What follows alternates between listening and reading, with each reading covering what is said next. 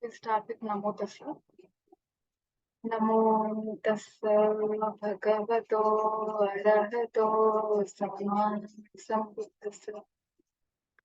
Namo Tassa Bhagavato Arahato Samma Sambuddhassa. Namo Tassa Bhagavato Arahato Samma Sambuddhassa.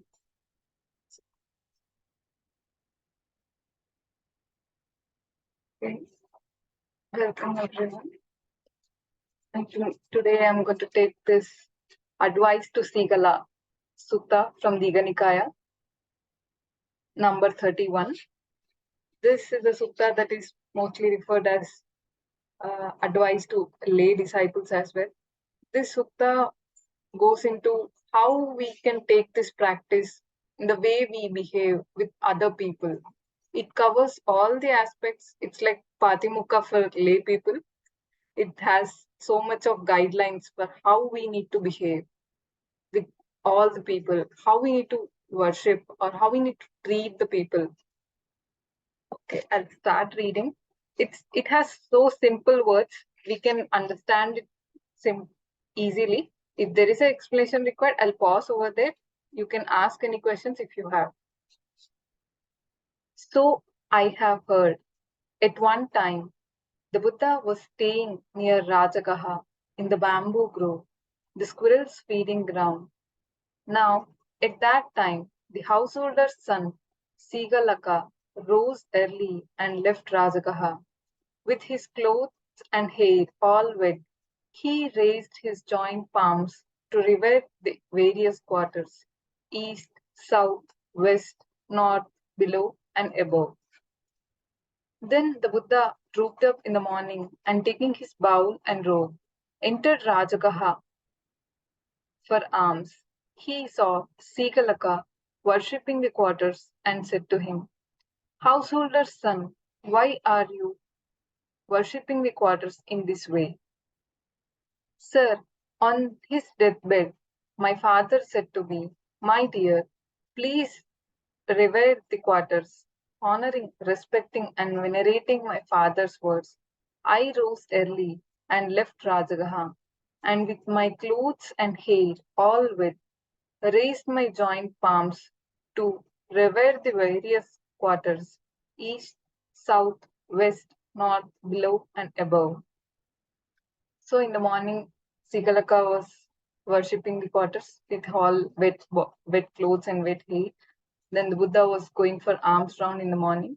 He saw Sigalaka worshipping and he asked, Why are you worshipping in that way? He said he is worshipping because his father on his deathbed asked him to do so. Without knowing how to worship, he was doing so.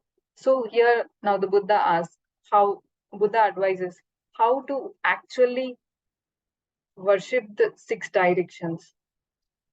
Householder's son, that's not how the 6 directions should be revered in the training of the noble one. But, sir, how should the 6 directions be revered in the training of the noble one? Sir, please teach me this. Well, then, householder's son, listen and apply your mind well. I will speak. Yes, sir, replied Sigalaka. Buddha said this. Householder's son, a noble disciple, gives up 4 corrupt deeds, does not do bad deeds on 4 grounds, and avoids 6 drains on wealth.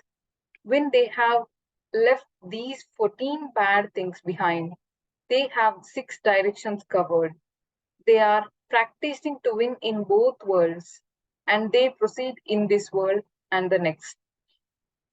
When their body breaks up after death, they are reborn in a good place, a heavenly realm.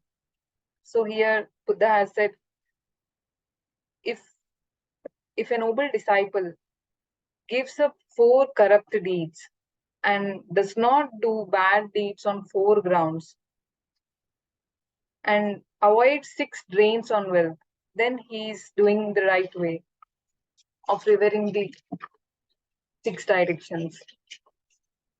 Now, what are the 4 deeds?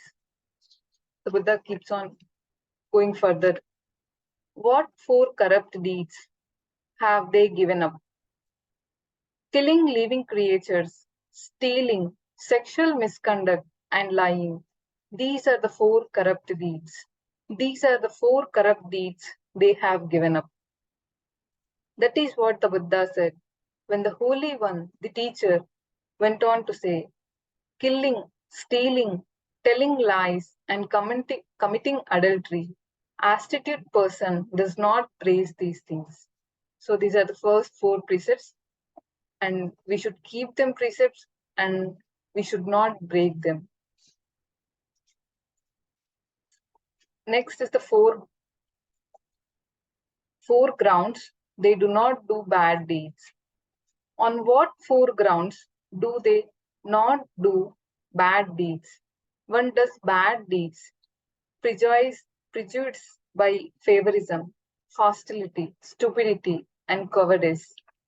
When a noble disciple is not prejudiced by favoritism, hostility, stupidity, and cowardice, they do not do bad deeds on these 4 grounds. This is what the Buddha said. Then the Holy One, the teacher, went on to say, if you act against the teaching out of favoritism, hostility, cowardice, or stupidity, your fame shrinks like the moon in the waning fortnight. If you do not act against the teaching out of favoritism, hostility, cowardice, and stupidity, your fame swells like the moon in the waxing fortnight. Here we can see the favoritism, hostility, stupidity, and cowardice. This we can relate it as greed, hatred, delusion, and fear. If we act in any way out of these 4 things, then we are not on the path. These are not for the noble ones. We should leave behind. We should not do any of the bad deeds with these things.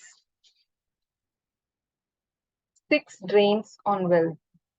What 6 drains on wealth do they avoid? Habitually engaging in the following things is a drain on wealth. Drinking alcohol, roaming the streets at night, frequenting festivals, gambling, bad friends, and laziness. Here in the six trains on the well, the Buddha takes each of these 6 parts and explains it further. And these 6 have another 6 in them being explained further. 6 drawbacks of drinking. There are these 6 drawbacks of habitually drinking alcohol: immediate loss of wealth, promotion of quarrels, susceptibility to illness, disrepute, indecent exposure, and weakened wisdom is the 6th thing. These are the 6 drawbacks of habitually drinking alcohol. 6 drawbacks of roaming the streets at night. There are these 6 drawbacks of roaming the streets at night. Yourself, your partners and children, and your property are all left unguarded. You are suspected of bad deeds. Untrue rumors spread about you. You are at the forefront of many things that entail suffering. These are the 6 drawbacks of roaming the streets at night. 6 drawbacks of festivals. There are these 6 drawbacks of frequenting festivals. You are always thinking, where's the dancing? Where's the singing? Where's the music? Where are the stories? Where is the applause? Where are the kettle drums? These are the 6 drawbacks of frequenting festivals. 6 drawbacks of gambling. These are the 6 drawbacks of habitually gambling. Victory breeds enmity. The loser mourns their money. There is immediate loss of wealth. A gambler's word carries no weight in public assembly. Friends and colleagues treat them with contempt, and no one wants to marry a gambler, for they think This individual is a gambler. They are not able to support a partner. These are the 6 drawbacks of habitually gambling. 6 drawbacks of bad friends. There are these 6 drawbacks of bad friends. You become friends and companion with those who are addicts, courageous, drunkards, frauds, swindlers, and thugs. These are the 6 drawbacks of bad friends. 6 drawbacks of laziness. There are these 6 drawbacks of habitual laziness. You don't get your work done because you think it's too cool, it's too hot, it's too late, it's too early, I am too hungry, I am too full. By dwelling on so many excuses for not working, you do not make any more money, and the money you already have runs out. These are the 6 drawbacks of habitual laziness. This is what the Buddha said. Then the Holy One, the teacher, went on to say, some are just drinking buddies. Some call you their dear and dear friend. But a true friend is one who stands by you in need. Sleeping late, adultery, making enemies, harmfulness, bad friends, and avarice. These 6 grounds ruin a person. With bad friends, bad companions, bad behavior, and arms resort, a man falls into ruin in both this world and the next. Dice, women, drink, song, and dance, sleeping by day and roaming at night, bad friends and avarice, these 6 grounds ruin a person. They play dice and drink liquor and consort with women loved by others, associating with the worse, not the better. They diminish like the waning moon. A drunkard, broke and destitute, thirsty, drinking in the bar, drowning in debt, will quickly lose their way. When you are in the habit of sleeping late, seeing night as time to rise, and always getting drunk, you don't keep up the household life. Too cold, too hot, too late, they say. When the young neglect their work like this, riches pass them by. But one who considers heat and cold as nothing more than grass of blade of grass, he does his duties as a man, and happiness never falls. So these are the 14 things that the Buddha wants us to keep in mind while we are doing any of our worldly things as we are lay people. So these 14 things,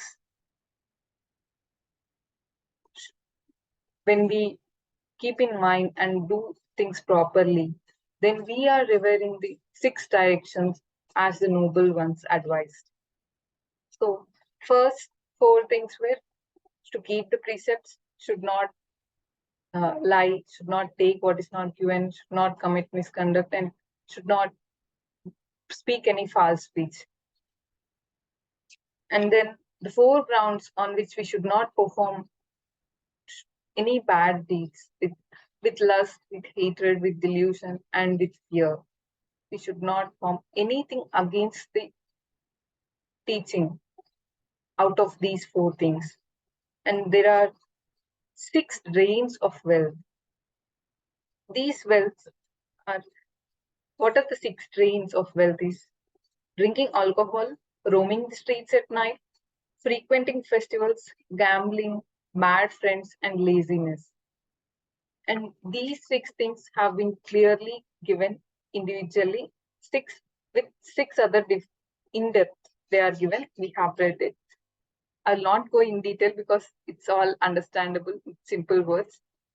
Now, the Buddha goes on talking about what is the true friend and who is the false friend and who is the wise friend. Here, the word fake friend is given. I would like to use the false friend rather. Householder's son, you should recognize these 4 enemies disguised as friends: the talker, the taker, the talker, the flatterer, the spender. So these are the 4 kinds of friends that we normally see who are pretending to be as a friend. How do we recognize them? Then the Buddha gives here. You can recognize a fake friend who is all take on 4 grounds. Your positions end up theirs. Giving little, they expect a lot. They do their duty out of fear. They associate for their own advantage.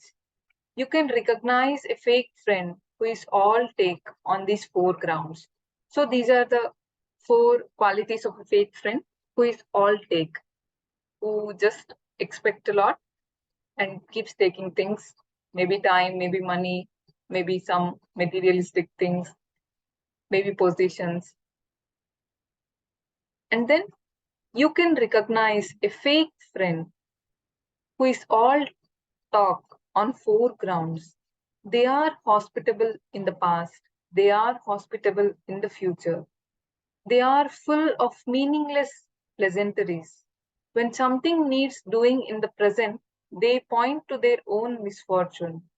You can recognize a fake friend who is all talk on these 4 grounds. So there are some other friends who are just all talk. They don't give anything, they don't take anything. Just they pretend they are just best friends and they keep thinking that, oh, I'll be there, I'll be there. But when the time comes, they are not as a friend anymore. You can recognize a false friend who is a flatterer on 4 grounds. They support you equally in doing bad and doing good. They praise you to your face, but put you down behind your back. You can recognize a false friend who is a flatterer on these 4 grounds. So these are the 4 qualities of a false friend who is a flatterer. You can recognize a false friend who is a spender on 4 grounds. They accompany you when drinking, roaming the streets at night, frequenting festivals, and gambling. You can recognize a fake, false friend who is a spender on these 4 grounds. So there is a friend who accompanies you in both while you're doing good and bad, and they accompany you while roaming in the streets at night, frequenting festivals, and gambling. These are the friends who is all spend. This is what the Buddha said. Then the Holy One, the teacher, went on to say, one friend is all take, another all talk. One's just a flatterer, and one's a friend who spends. An astute person understands these 4 enemies for what they are and keeps them at a distance, as they would shun a risky road. So, uh, these are the 4 kinds of friends: the talk, the take, the flatter, and the one who is a spender. So, as a noble disciple, we understand them as the 4 enemies, and we keep a distance from them. And even though we do not have friends, that's okay. Rather, we walk on a wholesome Dhamma path or maybe some spiritual path rather than being with that unwholesome false friends. So these were the like 4 friends who are unwholesome, false friends. Now then, who is a good friend? What are the qualities of a good friendship?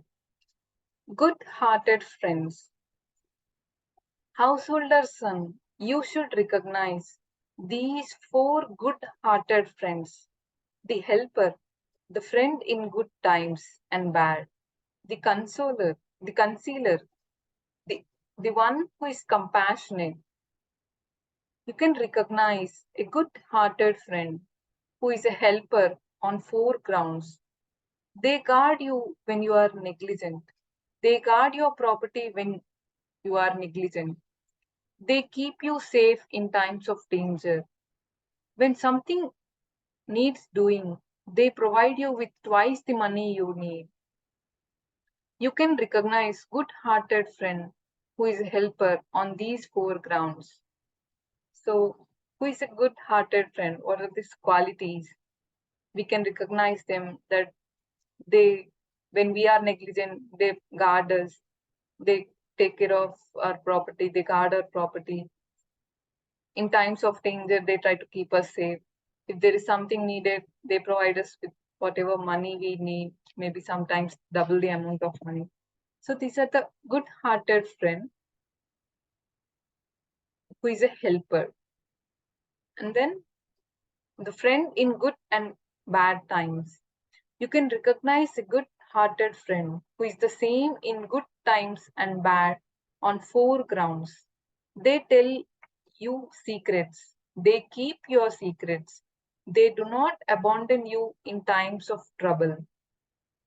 They would even give their life for your welfare. You can recognize a good-hearted friend who is the same in good times and bad on these four grounds. So a friend who is good-hearted friend who is good in same and bad times, who is the same in good and bad times. He he keeps your secrets, he tells the secrets, and he do not abandon you when you are in trouble. If you are having any problem and they don't leave you alone and they just be with you and help you to face any kind of situation. And they would even give their life for your welfare. These are the friends who are good-hearted friends, who's the same in good times and bad. You can recognize a good-hearted friend who is a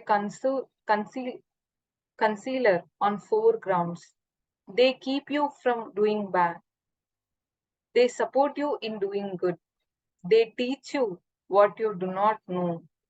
They explain the path to heaven. You can recognize a good-hearted friend who is a counselor on these four grounds. So, what are the qualities of a good friend who is a counselor? He guides us, the friend guides us. If we are doing bad, he stops us. If we need to do good, he promotes us to keep doing good. And he teaches us what we do not know. And he explains us the path to heaven. This is like the spiritual friend who is guiding us to the path to heaven, maybe path to Nibbana, coming out of this samsara. You can recognize a good-hearted friend who is compassionate on four grounds. They do not delight in your misfortune. They delight in your good fortune. They keep others from criticizing you. They encourage praise of you. You recognize a good-hearted friend who is compassionate on these four grounds. So, a friend who is compassionate, how do we recognize them? They do not delight in our misfortune. They delight in our good fortune if we are suffering. They do not feel happy that we are suffering. Rather, they come to us and support us. And if we are happy, they also come along with us and maybe share our happiness. They keep others from criticizing you. If there is something happening behind our back in presence of them, who is our friend, who is a compassionate friend, then they stop them from saying so. And they encourage praise of you. The Buddha spoke this matter. Then the Holy One, the teacher, went on to say, a friend who is a helper on, on a friend who is a helper, one the same in both pleasure and pain, a friend of good counsel, and one of compassion. An astute person understands these four friends for what they are and carefully looks after them, like a mother the child at her breast. The astute and virtuous shine like a burning flame. They pick up riches as bees, roaming round picking up pollens, and their riches proceed to grow like an termite pounding mound piling up. In gathering wealth like this, a householder does enough for their family, and they would hold on to the friends by dividing their wealth in four. One portion is to enjoy, two parts invest in work, and the fourth should be kept for times of trouble. So here the interesting part is when we find these kinds of friends in our life, we hold on to them. Like if there is a bee who is bee going on sucking for the pollens from the flowers, and they gather the nectar. That richness of that nectar keeps piling up like the termite or the ant hill that's keep overnight they just pile up so much of things or so much of sand or dust. In the same way, that richness of that friendship that we have, the good hearted friend, it's like a wealth to us. They support us. It's like 100% of the spiritual path.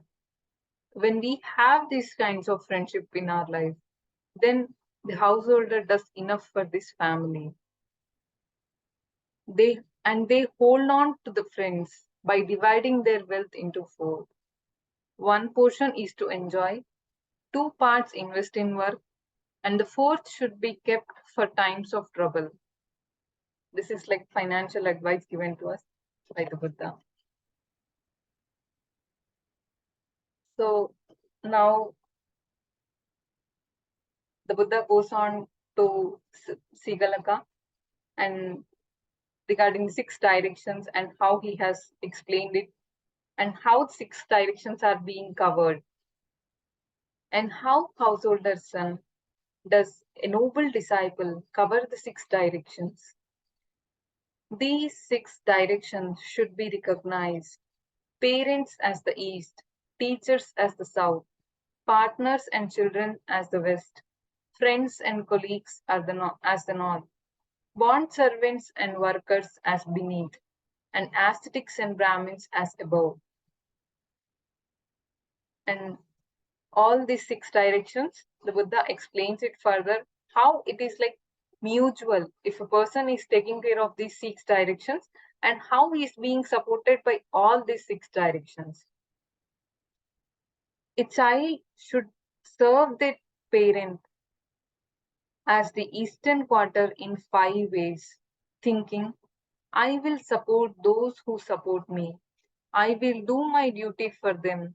I will maintain the family lineage. I will take care of the inheritance. When they have passed away, I will make an offering on their behalf. So these are like if a person is taking care of their parents in these five ways. So now parents served by the children in these five ways show compassion to them in five ways. They keep them from doing bad. They support them in doing good. They train them in a profession. They connect with a suitable partner. They transfer the inheritance in due time. Parents served by their children in these five ways show compassion to them in these five ways. And that's how the eastern quarter is covered, kept safe, and free of peril. So, in the noble one's discipline, when the eastern quarter is being covered, one has to take care of parents, their lineage, their heritage, and if there is something that should be offered on their behalf, it should be continued. In that way, if they are taking it out of compassion, their parents show them support by giving in these five ways, by keeping away from doing bad, by showing support in doing good, and training them in profession, and connecting them with a suitable partner by transferring their inheritance in due time. This it's like both sides. If we take care of one direction, then out of compassion, that will be taken care. A student should serve their teacher as the southern quarter in five ways: by rising for them, by serving them, by listening well, by looking after them, and by carefully learning their profession. Teachers served by their students in these 5 ways. Show, show compassion to them in 5 ways. They make sure they are well educated and well drilled in memorization. They clearly explain all the knowledges of the profession. They introduce them to their friends and colleagues. They provide protection in every region. Teachers served by their students in these 5 ways show compassion to them in these 5 ways. And that's how the southern quarter is covered, kept safe and free of peril. So, the noble disciples, how should we venerate our teachers? Here there are Buddha is talking about the 5 ways how we can respect our teachers. It's by rising for them, by serving them, listening well, and looking after them, by carefully learning their profession. These are the 5 ways that we can respect our teacher. This is the southern quarter that is being covered. So when we take care of teacher in these 5 ways, so out of compassion, the teachers take care of us in these 5 ways. They make sure we are well educated and well drilled in memorization. They clearly explain all the knowledges of the profession. They introduce them to their friends and colleagues.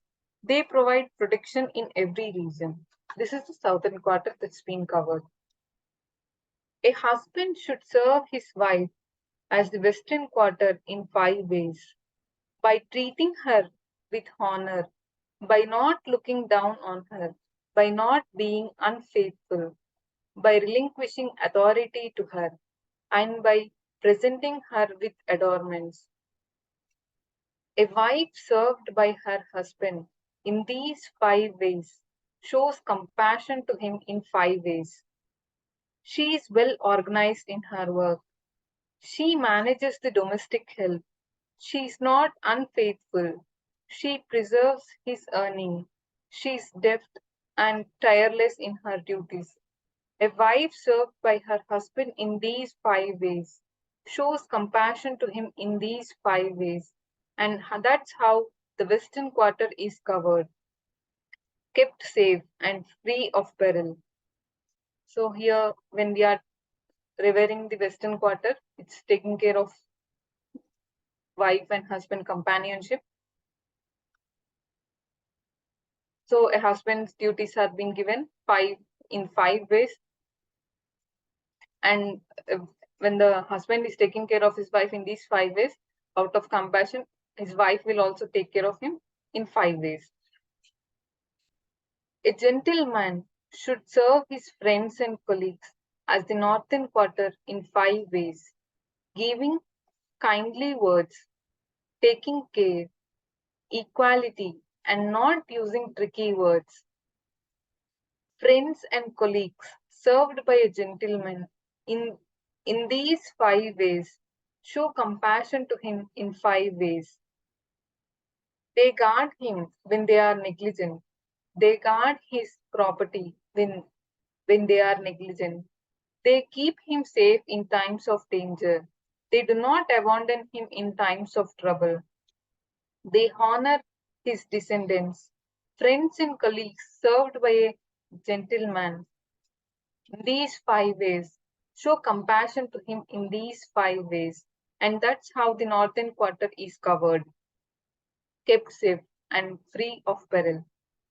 So here we have seen about the good false friends and good-hearted friends. When we take care of good-hearted friends in these 5 ways, by giving, by kindly words, by taking care, by equality, and not using tricky words, then out of compassion, they take care of us by guarding us when they are negligent. They guard his properties when they are negligent. They keep him safe in times of danger. They do not abandon him in times of trouble. They honor his descendants. In these 5 ways, out of compassion, they take care of that noble disciple. And in this way, the northern quarter is being covered.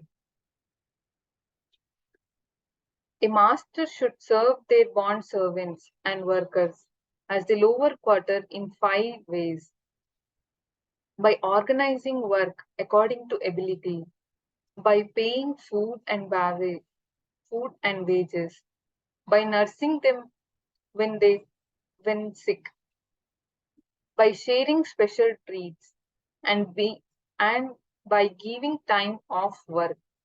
This way, a, a person is taking care of their bond servants.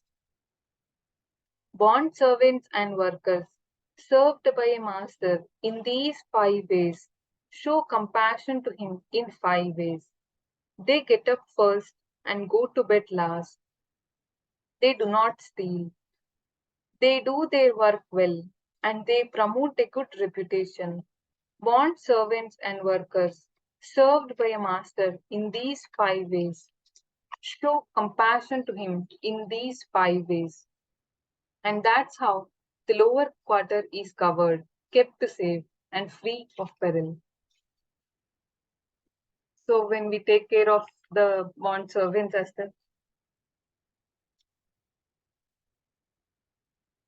as the lower quarter, then they, out of compassion, they also do this, take care of us by showing in our 5 ways.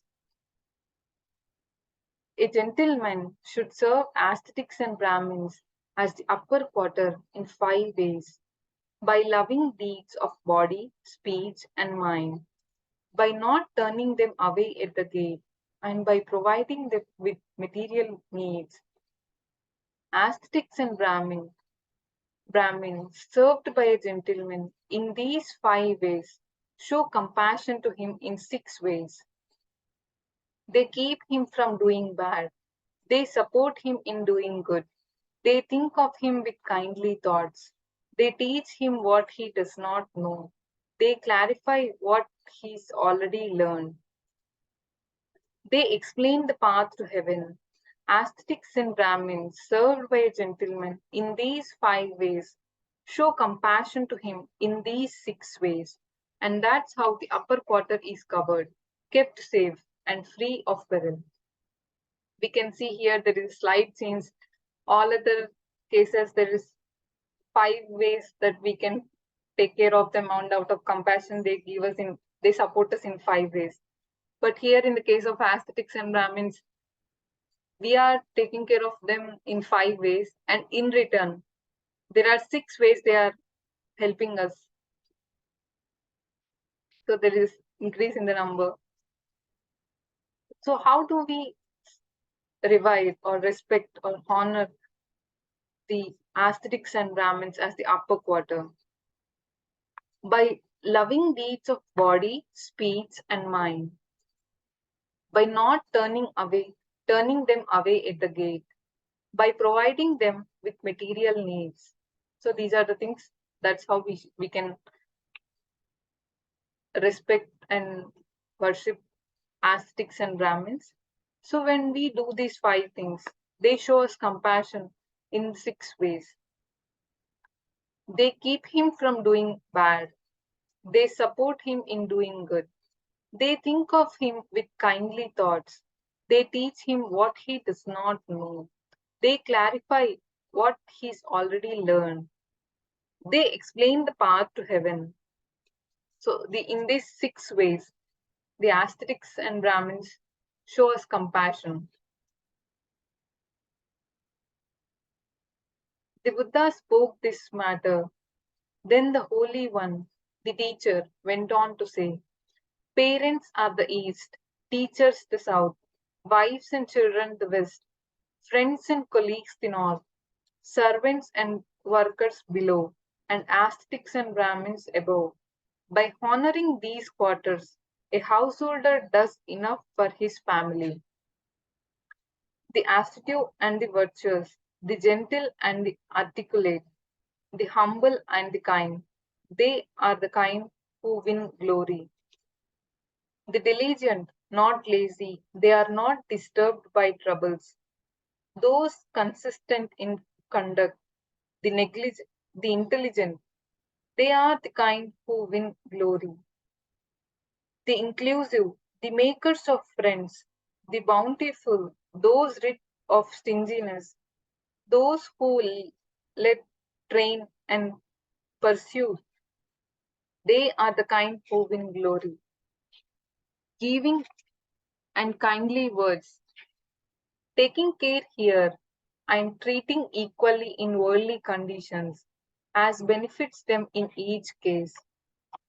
These ways of being inclusive in the world are like a moving chariot's linkship. If these were no such ways of being inclusive, neither mother nor father would be respected and honored for what they have done for their children. But since these ways of being inclusive do exist, the Institute do regard them well, so they achieve greatness and are praised. So here the Buddha went on to say it's like a poem or a stanza. Now, when we have respected and worshipped all these 6 quarters, when we have done this, then when we are not negligent, when we are not lazy, when we are good enough, intelligent by way of body, speech, and mind, and we have good friends following all the first 14 guidelines that the Buddha has given, then they are the kind who wins glory. That means in this world and in other world, we are being taken care. We are going like it's like going to heaven. And even in this world, when we are following these things, then they are like moving chariots, linship. When I heard this, I also remembered Sister Kema's word where Sister Kema would say it's like a block puzzle. All these things fit together. And when we take care of these 6 quarters in equally, then all of things, all the causes and conditions will fit together.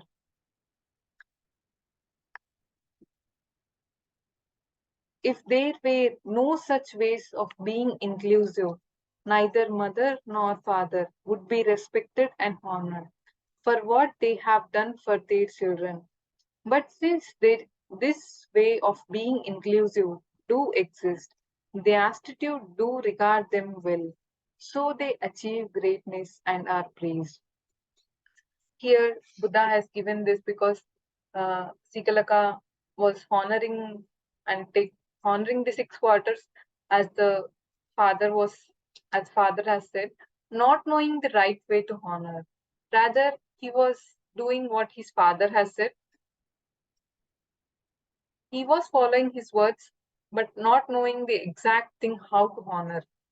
So if there was nothing such that to take care of mother and father, and there is no way that uh, we can come out of this suffering or and not inclusive, there is no respect, there's no way that we can take care of them. If there is such thing, then it's not the way.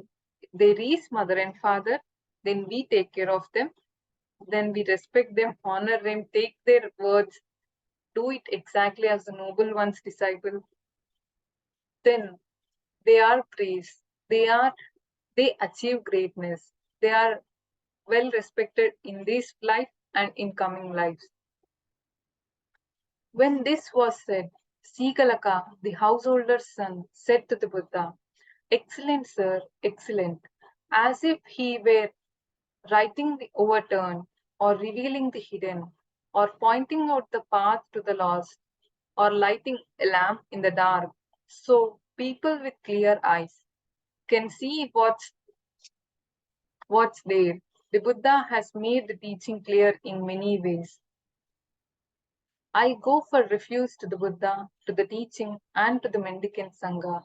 From this day forth, may the Buddha remember me as a lay follower who has gone for refuge for life. Sadhu, sadhu, sadhu.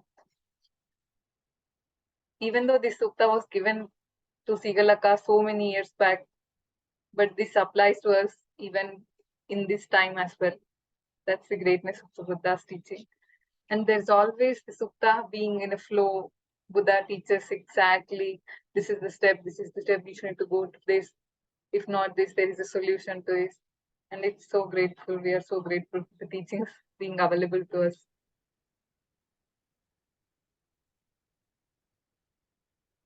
It was a very good reading, but I just wanted to point out that the quarters which are mentioned is the directions.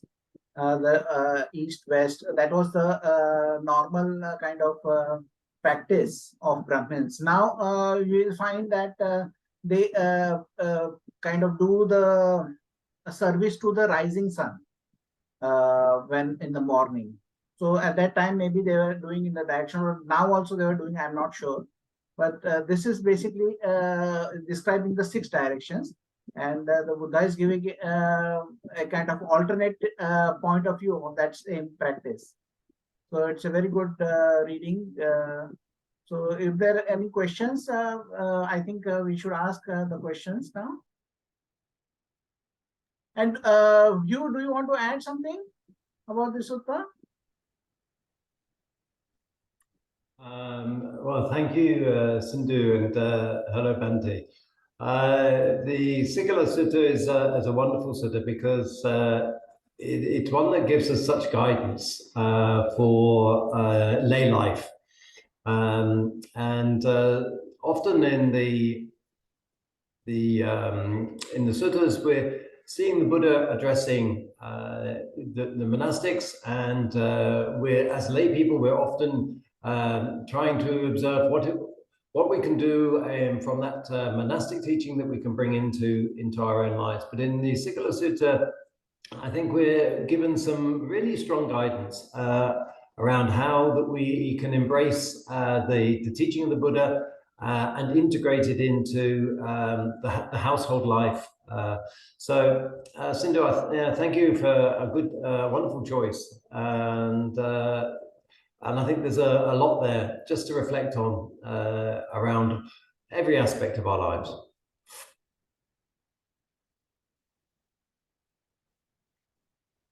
Normally, the sutta is being taken on the last days of the retreat, but even though we are not on the retreat, still the practice is on. So I just thought we need to go back to the sutta and know what are the guidelines that the Buddha has given for the lay disciples.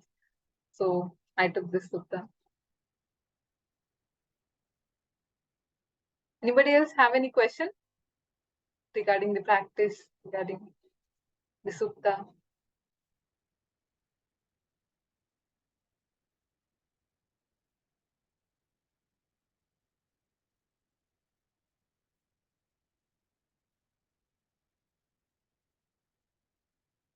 Not? Any questions regarding practice or the sutta, you can ask any clarification, or if you want to share your kind of what are the parts you like, then you can share your thoughts also.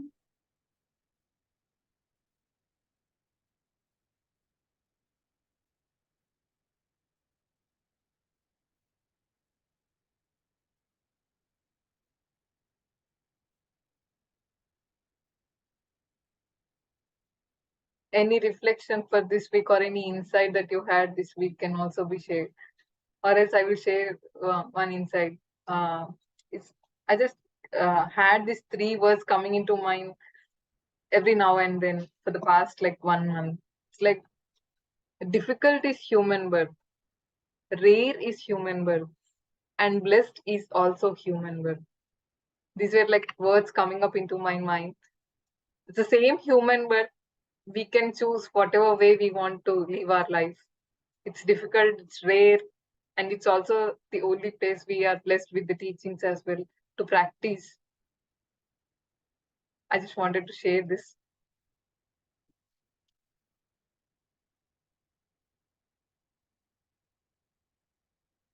I will, if this meeting is over, I would like to share a couple of videos which were kind of shared about 15 days ago.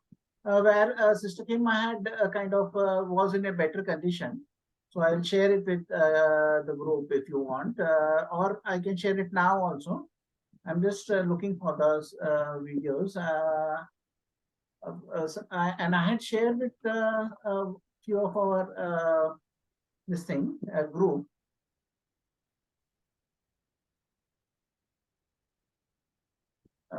Somebody had shared, Patrick maybe.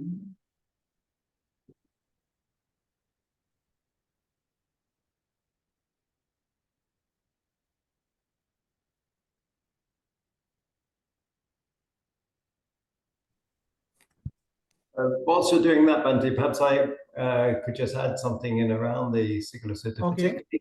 The phrase is right at towards the end, and that's the relationship between householders and, as described here, ascetics and Brahmins.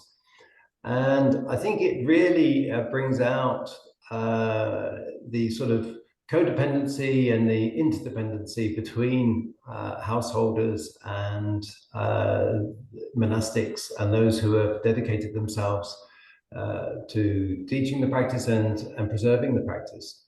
And the house, I really like, I've got a translation in front of me here, which is a little different. But the householder's responsibility towards the ascetics and Brahmins, they show respect to them by, and it says here, by lovable deeds, by lovable words, by lovable thoughts, by keeping an open house to them, and by supplying their material needs. And so this is really about, here it strikes me that it's the thoughts, the words, the deeds. These are, if you like, the volitional karma, if you like, towards ascetics and Brahmins. How we hold our thoughts and our words and our deeds in towards them, and the gratitude and appreciation that we have towards the fact that we have access to this teaching. I mean, this is such a fortunate time that we are able to be alive at a time when the Buddha's teaching is working and is available, is being preserved and is being taught. And but also to recognize that we need to support the teaching environment so that this teaching can be freely given. And that brings us on to the generosity that the householder has, if you like, towards the teaching. And generosity has two components. There's the dana, the actual act of giving. And Bhante Ramsay often talked about giving being in many forms. Even just giving a smile is an act of dana. But also there's this Pali word, which I think is very helpful, which is chaga. And chaga is, if you like, the felt experience that we receive when our dana is open-hearted and freely given. And chaga is if you like, almost like a somatic experience of the generosity itself. So we can feel good about generosity, but we actually have an embodied feeling when our generosity comes from a wholesome place. And with that generosity towards the monastics and those who are preserving the teachings, just look what we get back.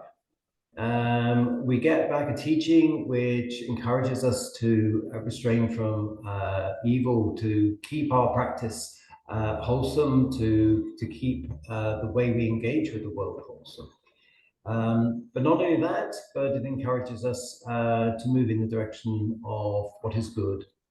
And there's this exchange of loving kindness to have this environment of sort of this universal metta, which is such a constructive and supportive environment for our own practice, but also to encourage us the way we live. And you know, these talks are a very good example of the next thing, which is that they introduce us into things that we've not heard, or things that we've heard that we've kind of forgotten or gone to the back of our mind. So they stir up what we need to hear and to understand. And then here, this very important point, they clarify what the house elder has already heard. And this is where questions are so important, because it's any question has an interesting answer. And there's, you know, Bhante Ramsey would say, there's no such thing as a stupid question. And we should never be, if you like, shy of asking a question which we feel others know the answer, because every question brings out more of the teaching. And there may be aspects of what's brought out which, you know, we haven't heard, or we haven't heard for a long time, or we haven't seen from that perspective. And so questions are so important. And Bhante Ramsey had a teacher in Burma, I think it was, who said that basically, you know, that Bhante had asked so many questions that he was obviously going to be reborn highly intelligent, because that process of inquiry is so important. And then finally, the teachers, they point out a path, and it says here, to a heavenly state. Well, they point out a path towards liberation, away from dukkha, for us to understand how, irrespective of our circumstances, we can progress in a positive way. And so this relationship between the householder and the teaching, and those who preserve the teaching, is so fundamental to the Buddhist practice. And in this sutta, it's just an example of it, another aspect of integration into the household life. And so, you know, I'm grateful to May for supporting these sessions, for Bhante for your continual support and teaching, and Sindhu is a representation of those who come and present their understanding of the teaching and invite questions and comments on that. So I think this meeting itself is an embodiment of an aspect of the Singala Sutta. And thank you very much. Sindhu is also teaching online, so she's sharing her kind of experience with others. And she will be doing a forgiveness retreat from 21st. So this will be a first forgiveness retreat. Sachin Buddhas will also be kind of helping her. So this will be a kind of a first forgiveness, because forgiveness retreats are kind of a way of whenever you are blocked, to unblock yourself. That is a very good practice. So that I would recommend to kind of join. And this time there is still space over there. So if somebody was thinking about joining, they can join. I was just looking for the videos, and I found it. And if I want, I can just play them. They are just few seconds. So it's just 15 days. She was kind of looking good. After this, I could not have a normal conversation with her. Over here, we had a 1-minute conversation, and that after that, she was sleeping. After that, the photo I had given in the message, that was the message. Then they had gone and she was sleeping, and after that, she was in a very bad condition. So it was not possible to speak to her. So this is also the time that I spoke to her the last time. I'll just open this thing where it is. So it is over here. Okay. Share. So now this is the video.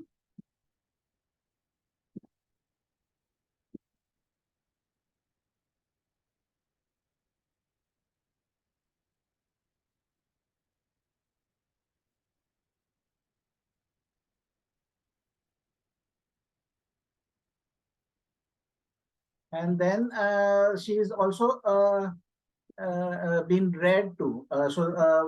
They were reading to her 143 for a long time. So this is about 15 days back. They were reading.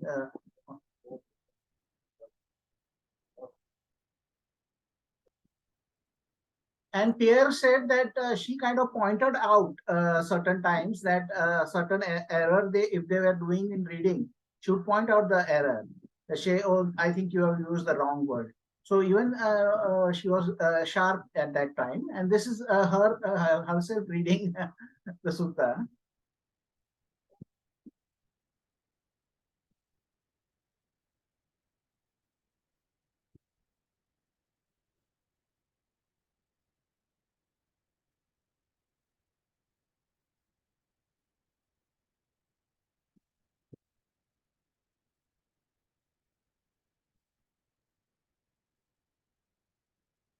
So this was the clips shared by them.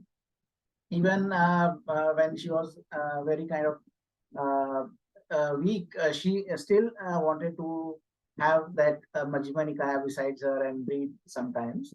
So hopefully she kind of is without pain, and she kind of comes back and shares some Dhamma with us, because she had the desire to share Dhamma and teach till the last moment. She this time when I spoke to her, she said, "Oh, I want to go and teach everybody in the hall. I want to help everybody." So she was still not able to walk, but she wanted to go and help others cope with the this thing pain.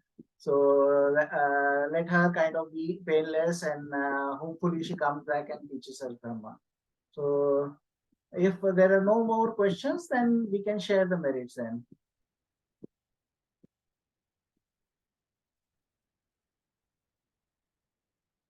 Okay, then. You can lead, Sindhu. Okay, but may suffering ones be suffering free, and fear stuck fearlessly. May the grieving shed all grief, and may all beings find relief. May all beings share this merit that we have thus acquired for the acquisition of all kinds of happiness. May beings inhabiting space and earth, devas and nagas of mighty power, share this merit of ours. May they long protect the Buddha's dispensation. Sigālaka. Thank you, everybody, for coming. And next we'll have on Wednesday the talk. Okay. Thank you, Bhante. Thank you, Sindhu. Thank you, everyone. Okay, thank you, Sindhu. Thank you, May. Bye.